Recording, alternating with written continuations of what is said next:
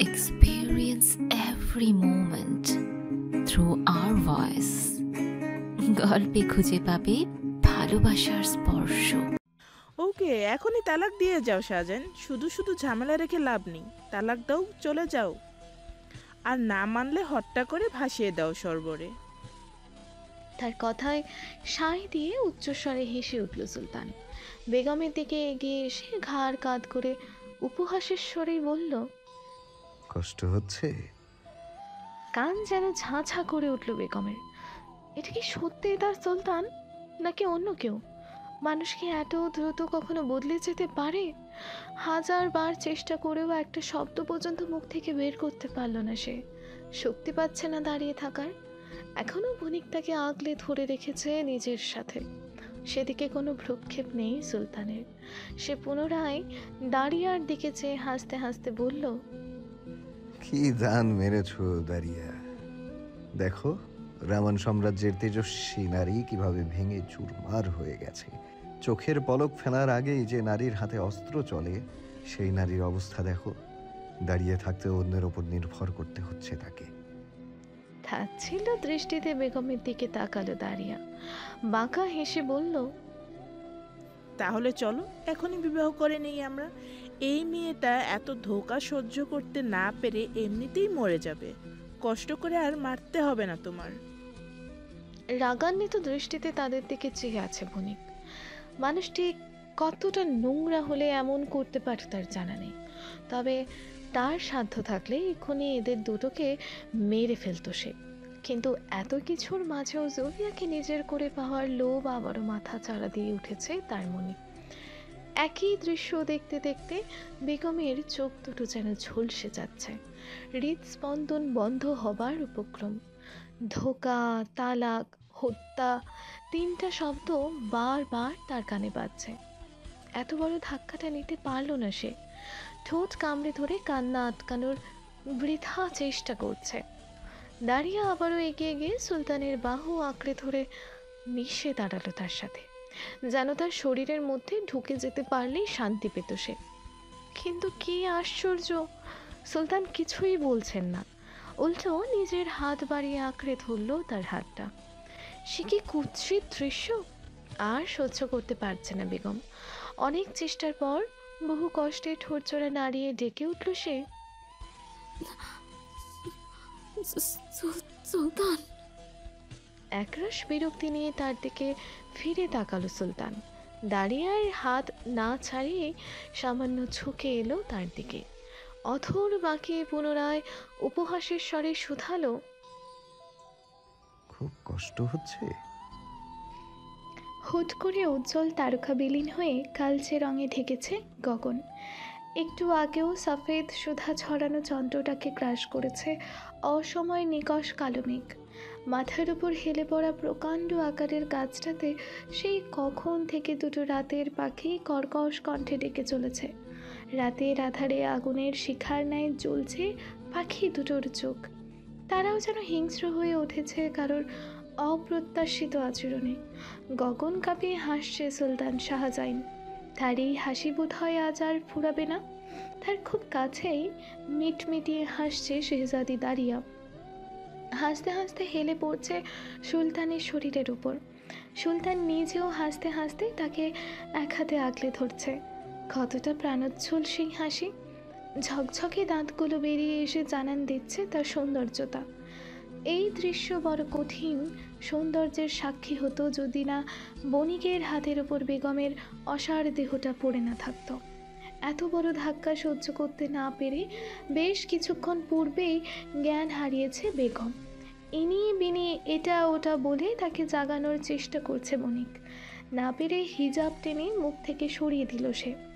গালে আলতো থাপ্পড় মেরে ডাকতে থাকলো, জবিয়া, জবিয়া ওঠো, দেখো আমার দিকে, তাকাও একবার। সাড়া দেয় না বেগম। অসাড় শরীরটা সমস্ত ভর ছেড়ে দিয়েছে বণিকের ওপর। বেহুশ অবস্থায়ও তার বন্ধ হয়ে থাকা চোখের কোণা দিয়ে চুইয়ে পড়ছে নোনা জল। দাঁতে দাঁত লেগে চিবুক শক্ত হয়ে উঠেছে ইতোমধ্যে। বণিক পুনরায় উদ্বিগ্ন গলায় বলল, চোখ মেলে তাকাও জবিয়া, তুমি না শক্তিশালী নারী। এত সহজে ভেঙে পড়ো না। জুবিয়া, শুনতে পাচ্ছ? হেলে দুলে দু পা এগিয়ে এলো শেহজাদি দাঁড়িয়া। ঠোঁট চেপে হাসি নিয়ন্ত্রণ করার বৃথা চেষ্টা করে বলল, আরে মরে গেছে নাকি? আগে দেখো ভালো করে। হতে পারে ধাক্কা সামলাতে না পেরে হৃদস্পন্দন ধপ করে বন্ধ হয়ে গেছে। অগ্নিদৃষ্টিতে তাকালো বণিক।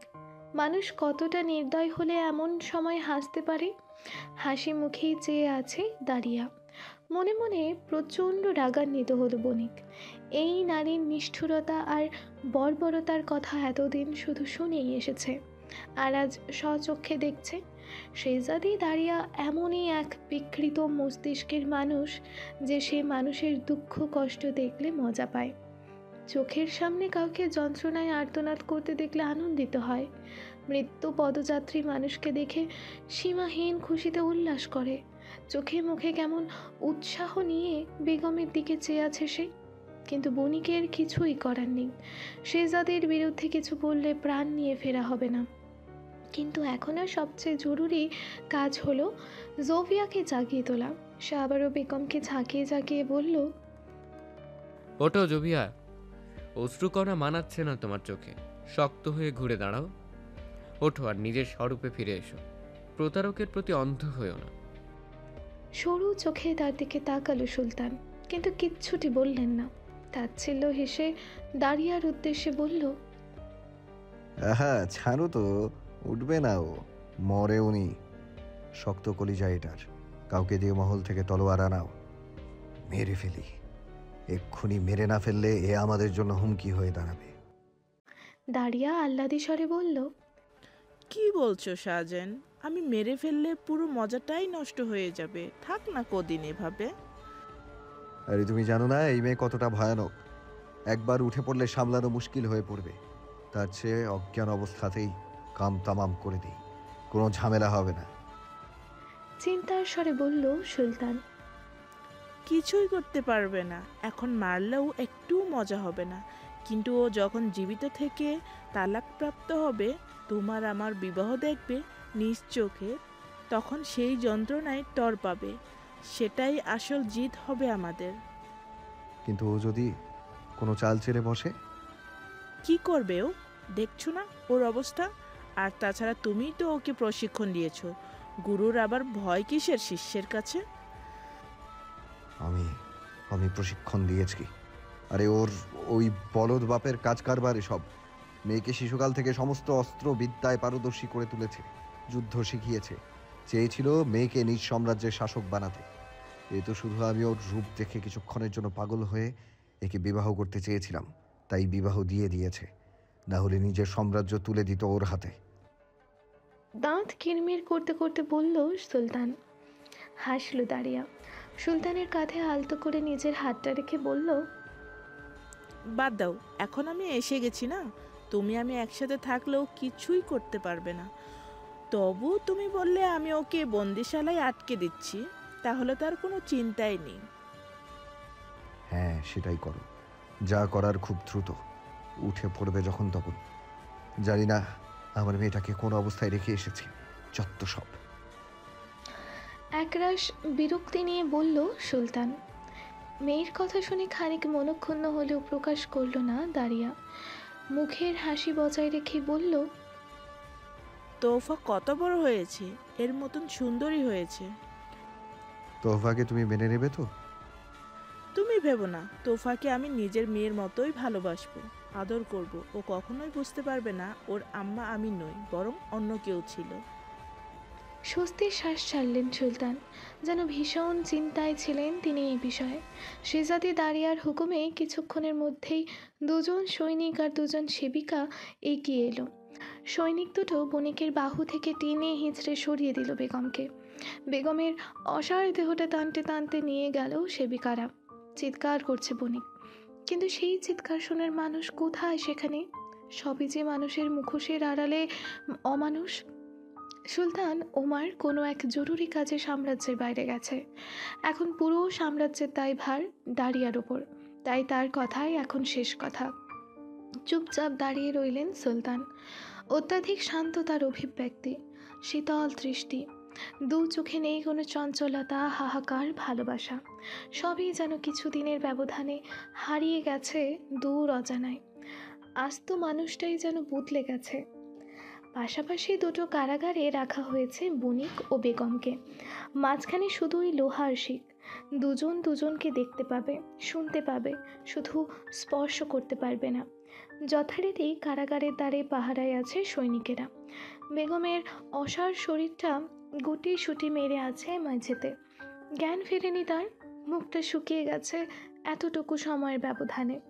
দুই কারাগারের মাঝের লোহার শিক ধরে ছটফট করছে বণিক। চিৎকার করে ডাকছে বেগমকে, অথচ তার কোনো সাড়া নেই। ডাকতে ডাকতে হাঁপিয়ে উঠেছে বণিক, তবুও দম না নিয়ে অবিরত ডেকেই যাচ্ছে সে। শিক ধরে ঝুলে আছে, পারলে যেন এক্ষুনি শিক ভেঙে বেগমের কাছে ছুটে যেত।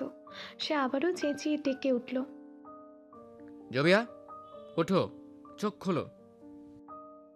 তাকে হতাশ করে সেবারও তাকালো না বেগম, আর না তো সামান্য নড়ল। বণিকের চিৎকার চেঁচামেচিতে রাগান্বিত হয়ে পাহারারত সৈনিকটা এগিয়ে এলো।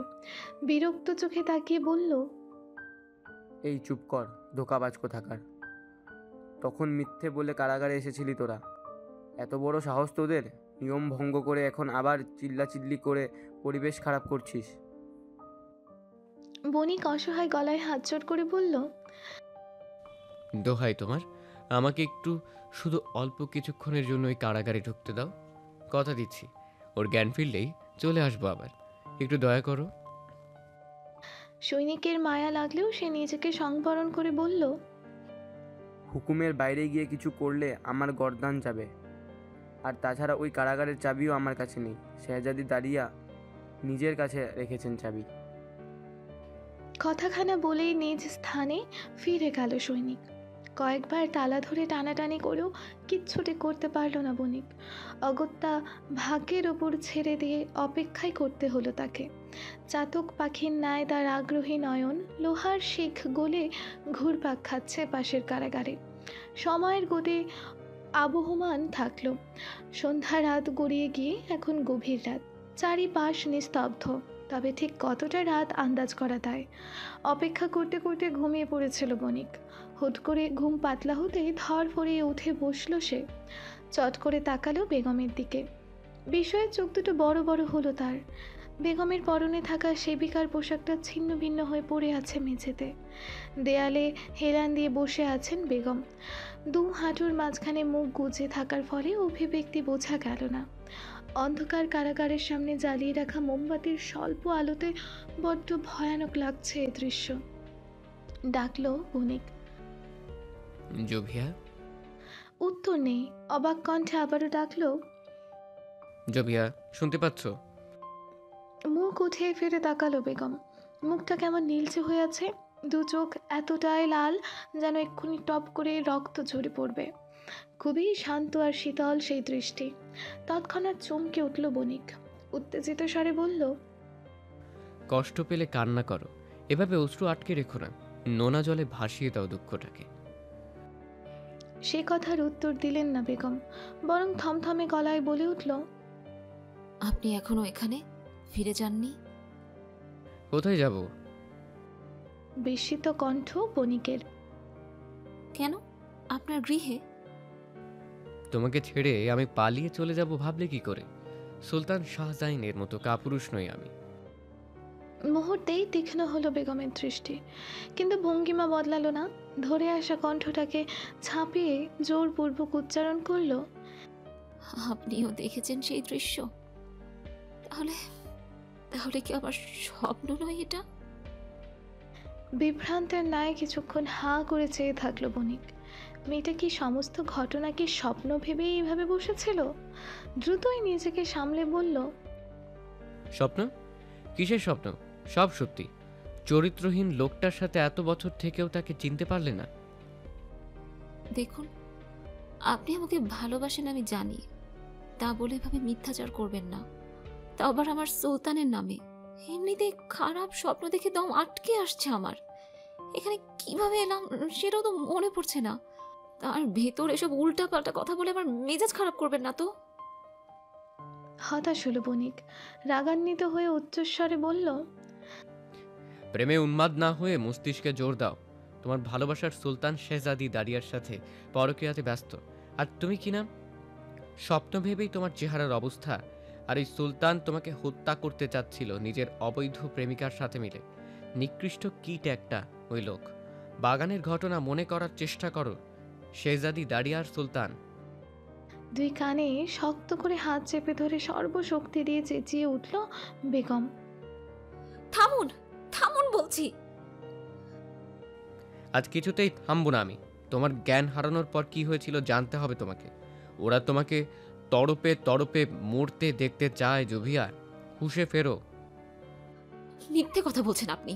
স্বপ্ন ছিল সবকিছু। কিছুই দেখিনি আমি, কিচ্ছু না। সব সব আমার ভ্রম। বাগানে সুলতান ছিলই না, ভুল দেখেছি আমি। চিৎকার করে সত্যকে মিথ্যে বানানো যায় না জুভিয়া। যত দ্রুত তুমি মেনে নেবে তত দ্রুতই উপলব্ধি করতে পারবে ওই লোকটার আসল চেহারা। চোখ দুটো খিচে বন্ধ করে নেয় বেগম। একে একে সমস্ত ঘটনা ভেসে উঠতে লাগলো চোখের সামনে। তালাক শব্দটা আবার কঠিনভাবে আঘাত হানল তার কর্ণগহ্বরে। আসল চেহারা?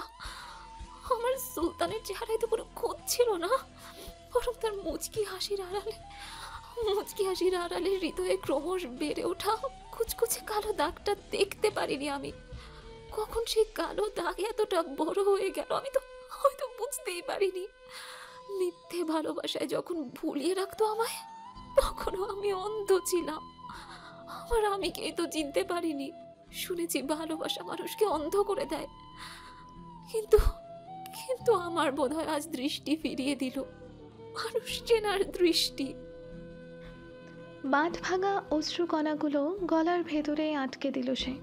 বাগানের দৃশ্যটা বারবার চোখের সামনে ভেসে উঠছে। নতুন করে আবারও হাত পা থরথর করে কাঁপতে শুরু করেছে।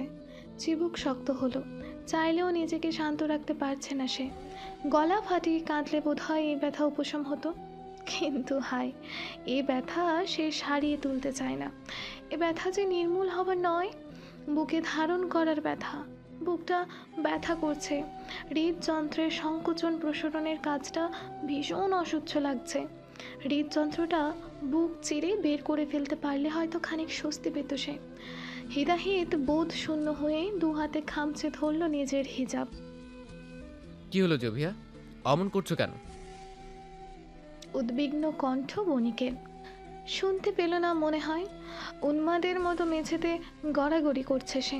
অসহ্য যন্ত্রণা কমাতে হুট করে দেয়ালে ঠুকতে চাইল নিজের মাথাটা।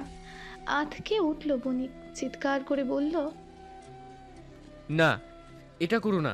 পাগল হয়ে গেছো তুমি। তুমি ব্যথা পেলে ওই লোকটার কিছুই যায় আসবে না। এক নজর ফিরে তাকালো বেগম। কি করতে যাচ্ছিল উপলব্ধি করে সরে এলো দেয়ালের পাশ থেকে। মস্তিষ্ক কাজ করছে না তার, সব কিছু বিরক্ত লাগছে। এক পর্যায়ে অসহ্য হয়ে নিজের হাতটায় সজোরে কামড়ে ধরল সে। মুহূর্তেই হাত কেটে রক্ত চুইয়ে পড়তে লাগলো মেঝেতে। তবুও শান্তি পাচ্ছে না সে। মাথার ভেতরে যেন সহস্রাধিক সূচ ঢুকিয়ে দেওয়া হয়েছে। কিছুতেই শান্ত হয়ে বসতে পারছে না। যন্ত্রণা করছে, অসহ্য যন্ত্রণা। শূন্য দৃষ্টিতে হতবুদ্ধির ন্যায় চেয়ে আছে বণিক। জুভিয়া কি করছে এসব? মেয়েটা কি তবে সত্যি উন্মাদ হলো? কারাগারে দ্বার খোলার খটখট শব্দে ঘুরে তাকালো বণিক। শেহজাদি দাঁড়িয়ে এসেছে, সাথে সুলতানও আছে। বেগমের কারাগারের দ্বার খুলে দিয়ে মিটমিটিয়ে হাসছে দাঁড়িয়া। হাত থেকে গড়িয়ে পড়া রক্ত যেন বড্ড বেশি খুশি করলো তাকে। সেদিকে ভ্রুক্ষেপ নেই বেগমের। পুনরায় হাঁটুতে মুখ গুছেছে সে। হঠাৎ উচ্চস্বরে হেসে উঠল দাঁড়িয়া। বিদ্রুপের কণ্ঠে বলল, এ কি সম্রাজ্ঞীর, এ কি হাল? তাকালো না বেগম। তাকে আরও উস্কে দিতে পুনরায় বলল, আহারে বেচারি, স্বামীর শোকে পাগল হয়ে নিজের হাত নিজেই কামড়াতে হচ্ছে। কি দুর্ভাগ্য। ভ্রু কুঁচকে তাকালেন সুলতান। সে ভেবেছিল এবার হয়তো এলিজা হিংস্র হয়ে উঠবে, কিন্তু তার ধারণা ভুল প্রমাণিত হলো। সে বিরক্ত কণ্ঠে বলে উঠল, আরে অজ্ঞান হয়ে গেছে মনে হয় আবার, না হলে এতক্ষণ চুপ থাকতো নাকি? এই কণ্ঠকে উপেক্ষা করা হলো না বেগমের। মাথা উঠিয়ে তাকাতেই নজরে এলো সুলতানের মুখটা। পাশে চির সঙ্গীর ন্যায় দাঁড়িয়ে আছে শেহজাদি দাঁড়িয়া। কোনো রকম প্রতিক্রিয়া লক্ষ্য করা গেল না বেগমের চেহারায়। সবাইকে অবাক করে সে আবারও সুলতানের দিকে আগ্রহী নয়নে চেয়ে শুধালো, আমার এসব স্বপ্ন ছিল না তাহলে? না। শক্ত কণ্ঠে বলল সুলতান, চোখে মুখে তার বিরক্তির আভাস। এত কিছুর পরেও কারোর এগুলো স্বপ্ন মনে হতে পারে? আশ্চর্য। আপনি কেন এত দ্রুত বদলে গেলেন সুলতান? আমি বরাবরই এমন, কেউ চিনতে ভুল করলে সেটার জন্য আমি দায়ী নই। আমাকে কি ভালোবাসেন না? না। সব অভিনয় ছিল? হ্যাঁ হ্যাঁ, সব অভিনয় ছিল। বোকা নাকি তুমি? আমি দাঁড়িয়াকে ভালোবাসি, দেখতে পাচ্ছ না? অন্ধ নাকি তুমি? এত কিছু জানার পরেও বোকার মতো প্রশ্ন করে বিভ্রান্ত করতে চাইছো আমাকে? চিৎকার করে বললেন সুলতান। মুহূর্তেই বদলে গেল বেগমের অভিব্যক্তি। হিংস্রতা স্থান পেল তার দৃষ্টিতে। হাওয়ায় বেগে উঠে দাঁড়িয়ে আচমকায় শেহজাদি দাঁড়িয়ার গলা চেপে ধরল। সর্বশক্তি দিয়ে চেপে ধরল লোহার শিকের সাথে। আকস্মাৎ ঘটনায় ভরকে গেল সকলে। বণিকের চোখে শুধুই বিস্ময়। শ্বাস নিতে না পেরে ছটফট করছে দাঁড়িয়া। চোখ দুটো বড় বড় করে ফেলেছে স্বাভাবিকের তুলনায়। হেসে উঠল বেগম। তোর মৃত্যু হলেই আমার এই স্বপ্ন ভেঙে যাবে, আবার আবার সব আগের মতো ঠিক হয়ে যাবে। ছুটে আসলো সুলতান। বেগমের হাত টেনে ধরে ছাড়ানোর চেষ্টা করে রাগান্বিত স্বরে বলল, ছাড়ো ওকে। এসব কি নাটক শুরু করেছো? ছেড়ে দাও বলছি। তার কথা মোটেও প্রভাবিত করতে পারল না বেগমকে। সে আরও শক্ত করে ধরল দাঁড়িয়ার গলা। ওকো করতে শুরু করেছে দাঁড়িয়া। ফর্সা মুখটা নীল হয়ে উঠেছে। চমকে উঠল সুলতান। বোধ শক্তি খুইয়ে সজোরে ধাক্কা মেরে বসল বেগমকে। অমনি মেঝেতে আছড়ে পড়ল বেগম। ব্যথার চেয়ে যেন হতবাকটা বেশি হয়েছে সে। একরাশ বিস্ময় নিয়ে তাকালো সুলতানের দিকে, কিন্তু সুলতানের ধ্যান কোথায় সেদিকে। সে তো ব্যস্ত হয়ে পড়েছে দাঁড়িয়াকে নিয়ে। গলায় আলতো করে হাত ডলে দিয়ে উত্তেজিত স্বরে শুধাচ্ছে, ঠিক আছো তুমি? কাশি উঠে গেছে দাঁড়িয়ার। কাশতে কাশতে কোনো মতে মাথা নাড়িয়ে বলল সে ঠিক আছে। স্বস্তির শ্বাস ছাড়লেন সুলতান। রাগান্বিত দৃষ্টিতে তাকালো বেগমের দিকে। হন করে এগিয়ে গিয়ে হ্যাঁচকা টানে উঠিয়ে দাঁড় করালো তাকে। কেটে যাওয়া হাত চেপে ধরাতে ব্যথায় চোখ মুখ কুঁচকে নিল বেগম। অগ্নি দৃষ্টিতে চাইল সুলতান। উচ্চস্বরে চেঁচিয়ে বলল, ভালোভাবে কথা বলেছিলাম, তো সহ্য হলো না? মারতে চাস? হ্যাঁ, মারতে চাস আমাদের? হতবাক নয়নে শুধু চেয়ে আছে বেগম। পুনরায় চেঁচিয়ে উঠল সুলতান, কথা বল, মারবি আমাদের? এত ক্রোধ তোর? রাগান্বিত সুলতান হুট করে নিজের তরোয়াল খুলে বেগমের হাতে তুলে দেয়। চিৎকার করে বলল, তাহলে মার আমাকে। কেউ কিছুই বলবে না, প্রহার কর। ঘাবড়ে গেল দাঁড়িয়া। উত্তেজিত স্বরে বলল, তোমার কি মাথা খারাপ হয়ে গেছে সাজেন? কি করছো? সরে এসো ওর সামনে থেকে। ও পাগল হয়ে গেছে, সত্যি সত্যি আঘাত করে দেবে। তার কথা উপেক্ষা করে শক্ত হয়ে দাঁড়িয়ে রইল সুলতান। পুনরায় বলল, কি হলো? মার আমাকে। ধোকা দিয়েছি না তোকে? দৌড়ে এসে টেনে তাকে সরাতে চাইছে দাঁড়িয়া। সুলতানের শক্তির সাথে পেরে উঠছে না সে, তবুও টানছে। এদিকে সুলতান নিজ স্থানে অনড়। এক চুল নড়লেন না তিনি। তার দিকে কিছুক্ষণ নিষ্পলক চেয়ে থেকে কারাগারের বাইরের তরোয়ালটা ছুঁড়ে ফেলল বেগম। চমকালো দাঁড়িয়া। সে একদমই আশা করেনি হাতে তলোয়ার পেয়েও আঘাত না করে সেটা ফেলে দেবে বেগম। সে ভেবেছিল মেয়েটা ক্রোধের বশীভূত হয়ে শাহজাইনকেও আঘাত করবে। তাচ্ছিল্য হাসল সুলতান। উপহাস করে বললেন, শেষ? এতটুকুই তোর দম? মারতে পারলে এরপর থেকে এরকম নাটক করবি না শুধু শুধু। পিছিয়ে আসলো বেগম। দেয়ালের সাথে পিঠ ঠেকিয়ে দাঁড়ালো। চোখ দুটো টকটকে লাল হবার পরেও অধরে মুচকি হাসি টেনে বলল, আমার দম অনেক কম সুলতান, অল্পতেই ফুরিয়ে যেতে চায়। দয়া করে আপনারা চলে যান আমার সামনে থেকে। আমি ঘুমোতে চাই, শান্তির ঘুম। চোখ মুখ কুঁচকে নিলেও দাঁড়িয়া। ঠিক জমছে না খেলাটা। কোথায় ভাবলো তরপাতে দেখবে, তা না, এই মেয়েটা ঘুমাতে যাচ্ছে। আবার তার গলাটার অবস্থা বেগতিক করে দিয়েছে। 5 আঙুলের ছাপ বসে গেছে গলায়, ব্যথাও করছে। রাগে ফুসতে ফুসতে বেরিয়ে গেল সে। এক মুহূর্ত না দাঁড়িয়ে তার পেছনে চলে গেল সুলতান। পূর্বের ন্যায় দেয়ালে শরীর এলিয়ে দিল বেগম। পাশের কারাগারে প্রাণীটির কথা বোধহয় ভুলেই গেছে সে। আহত চোখ দুটো বন্ধ হয়ে আসছে। সে আলগুছে নিজের কোমরের বন্ধনী আলগা করে বের করে আনলো একটি ছুরি। বার কয়েক চোখের সামনে সেটা ঘোরাতে পাশের কারাগার থেকে চেঁচিয়ে ওঠে বেনিক। ওটা কি করবে? নিজের হাতের ক্ষতের দিকে এক ধ্যানে চেয়ে আছে বেগম। বণিকের কথাতে দৃষ্টি না সরিয়েই বলল, এই ছুরির একটা বিশেষত্ব আছে জানেন? সাধারণ কোনো ছুরি নয় এটা। এতে বিষের মিশ্রণ রয়েছে। শুধু প্রয়োজন একটু ক্ষতস্থান। রক্তের স্পর্শ পেলে এই বিষ তৎক্ষণাৎ কাজ করতে শুরু করে। আতকে উঠল বণিক। চকিতে তাকালো বেগমের হাতের ক্ষত চিহ্নের দিকে। এখনো সেখানে তাজা রক্ত লেগে আছে। হুট করে যেন জ্ঞান শূন্য হয়ে পড়ল সে। কথা আটকে গেল গলায়। আরও একটি শুভ্র ভোরের আগমন। বাইরে এখনো অন্ধকার। মহলের কৃত্রিম আলোগুলো মিটমিটিয়ে জ্বলছে। কোথাও কারো সাড়া নেই। নামাজের সময় হয়েছে। খানিক বাদেই হয়তো সকলে উঠে পড়বে। বেগমের কারাগারের মেঝেতে হাত পা বাঁধা অবস্থায় ছটফট করছে পাহারারত 2জন সৈনিক। মুখে কাপড় গুজে দেওয়ার ফলে কথা বলার চেষ্টা করলে গো গো শব্দ ছাড়া কিছুই বেরোচ্ছে না। হাত পায়ে সামান্য কাটা ছেঁড়া নজরে আসছে। মেঝেতে বেগমের শুকিয়ে যাওয়া রক্তের পাশেই গড়িয়ে পড়ছে তাদের তাজা রক্ত। ছাড়া পাওয়ার জন্য ছটফট করছে তারা। তবে এ শক্তবাঁধন খোলার উপায় নেই তাদের নিকট। তাদেরই পোশাকের একাংশ ছিঁড়ে বেঁধে দেওয়া হয়েছে চোখগুলো।